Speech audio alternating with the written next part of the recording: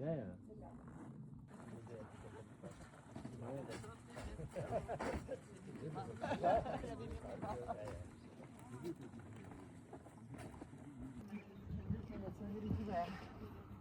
Kunne være det, ikke? Skørt på. Men I kan først skørt på, når I ved, hvordan man skal bruge det. Fordi så kommer vand over.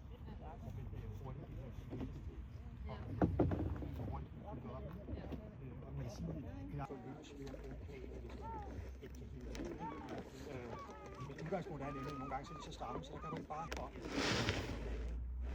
Det er den del, man lige er helt sikker på, at det har man styr på, man kan bruge det mere. Og det er det, der sker, ikke? Når vi skal lave redninger og sådan ting, og I kommer ud og I vender i, ikke? Så skal man altså lige vente sig til, at man har det der hoved under. Det er meget forskelligt, hvordan folk reagerer på det. Nogle har ingen problemer med det, og gør det bare andre. Hvad skifter det? Skal jeg lige holde? Hvad? Det er jo lige lært.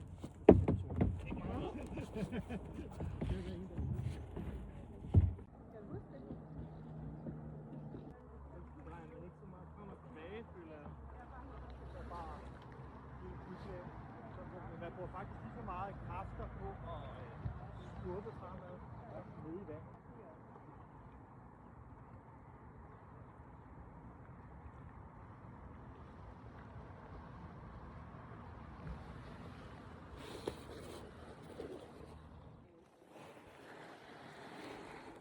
Så får man også mere sådan en pres på kadaien, fordi ting, at man sådan skubber det, og ligesom, at man skal give en tæsk.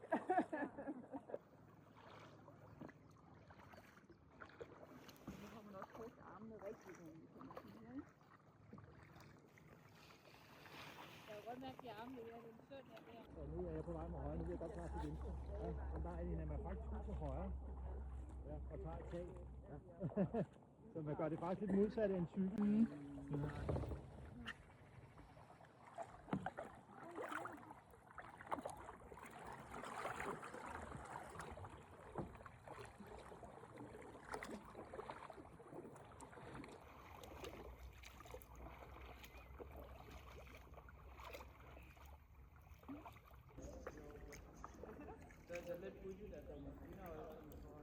Ja, men det er mere som i forhold til det meget trafik.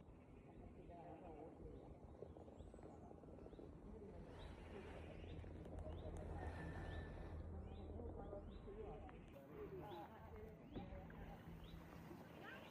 Nå, det er nu for også at styre den her, hvad vi skal lave, om vi skal lave noget hernede af.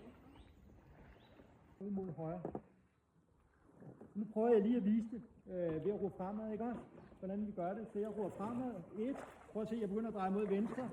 Og så roer jeg sådan her. Og så trækker jeg sådan. Prøv at se, så kajakken den drejer sig stille og roligt. Stille og roligt drejer den. Så I behøver ikke at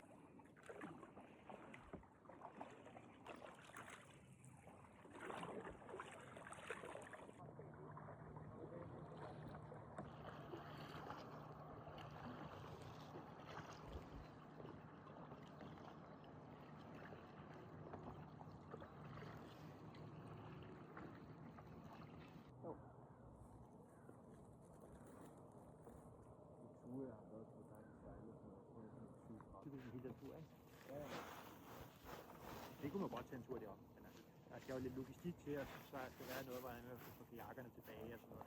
Ja. Det er sejlet meget svært. Ja. Har I ikke lyst til at spise pizza? Ja.